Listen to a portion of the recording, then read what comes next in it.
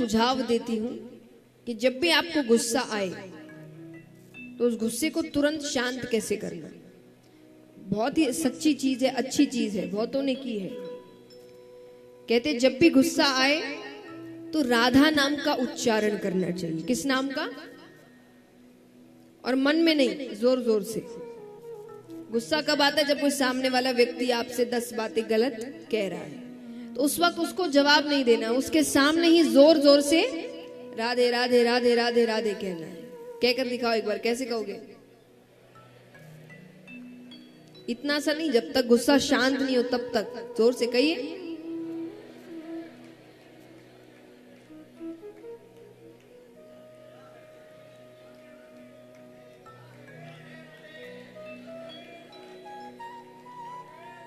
सबके चेहरे पर किसी मुस्कुराहट आ गई, देखो, है ना?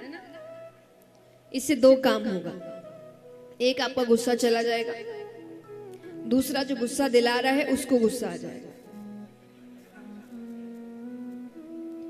क्योंकि उसका काम है आपको सुनाना, आप सुन ही नहीं रहे। अब वो बेचारा बार बार कहता जाएगा। उसकी आवाज जितनी तेज हो आप उतनी आवाज अपनी तेज करो। आप शुरू करेंगे राधे राधे राधे राधे राधे राधे राधे, तो उसको गुस्सा आएगा, कैसा सुन ही नहीं रहा मेरी बात। तो अपना गुस्सा तो शांत होगा, जो परेशान कर रहा है वो परेशान हो जाएगा। तो ये करके देखिए, 7 दिन है आपके पास, फिर फीडबैक दीजिए मुझे कि काम किया कि नहीं। तो यहां पर महादेव जी कहते हैं कि ठीक है, मार नहीं सकता, बंदी तो बना सकता हूं, मैं उसे बंदी बनाकर रखूंगा। वेद व्यास जी कहते अहो भाग्य उसके। कहा यहां वर्षों तपस्या करनी पड़ती है, तब जाके आपकी एक झलक मिलती है, वो भी किसी किसी को, हर किसी को नहीं। यहां तो उसने कैसे पुण्य किए हैं कि जन्म लेते ही वो आपके साथ रहेगा। महादेव जी कहते हैं जो भी समझो, तो मैं 1 वर्ष की समाधि लेकर बैठता हूं यहीं पर। 9 महीने लगते हैं बच्चे के लिए, कुछ महीने मैंने आपके लिए दिए कि आप उसके साथ रह लो, फिर मैं उसे लेकर चला जाऊंगा। ठीक है? अब वो शुक बालक गर्भ के अंदर सारी बातें सुन रहा है। वो कहे समाधि ली भी तो इतनी कंजूसी से, 1 वर्ष की।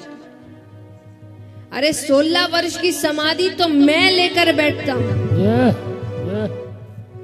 उस बालक ने गर्भ के अंदर 16 वर्षों की समाधि ली। 1 वर्ष बाद महादेव जी उठते हैं कि लाइए बालक। वेद व्यास जी कहे बाहर आना तो दूर, उसका आकार भी नहीं बढ़ रहा। मेरी पत्नी को बहुत तकलीफ हो रही है, आप उसे माफ कर दीजिए। क्या पता वो आपके डर से बाहर नहीं आ रहा है।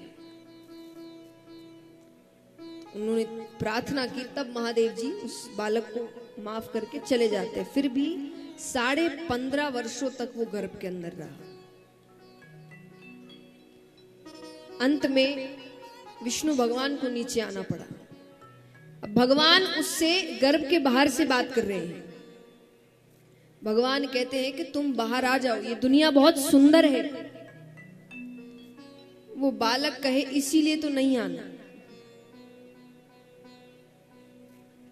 ये दुनिया इतनी सुंदर है कि यहां आकर जीव आपको भूल जाता है, आपको मानने से इनकार कर देता है। पर भगवान कहते हैं कि ऐसे तो उनको तकलीफ हो रही है जिसके गर्भ में तुम हो।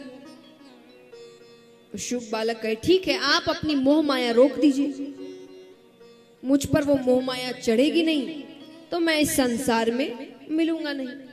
भगवान कहते वो तो नहीं रुक सकती, तो बोले मैं अंदर ही ठीक हूं।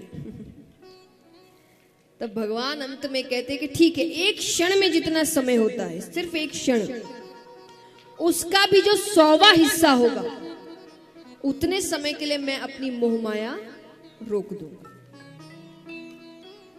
ठीक है? वो शुक बालक कहे जब मैं कहूं तभी रोकिएगा। तो उसने बाहर निकलने की तैयारी कर ली। अब वो जैसे ही भगवान को इशारा करता है, भगवान अपनी मोह माया रोकते हैं और गर्भ के अंदर से साक्षात श्री सुखदेव मुनि महाराज प्रकट होते हैं। बोलिए श्री सुखदेव मुनि महाराज की। सुखदेव जी बहुत बड़े वैरागी माने गए और उनकी कृपा हो जाए, उनके जैसे गुरु की शरण मिल जाए तो व्यक्ति 7 दिनों में भगवान से मिल जाता है, जो राजा परीक्षित के साथ हुआ।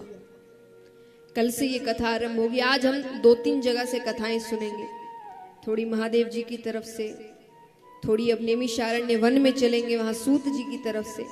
कल से हम सुखदेव जी के मुख से कथा सुनेंगे। तो इनके जैसे गुरु मिल जाए तो भगवान से मिलना आसान हो जाता है। आइए उनके जन्म पर हम सभी प्रार्थना करते हैं, जिन्होंने गुरु बनाए हैं वो अपने गुरु का ध्यान करें, जिन्होंने नहीं बनाए वो भगवान का ध्यान करें कि उनको जब गुरु मिले तो सुखदेव जी जैसे गुरु।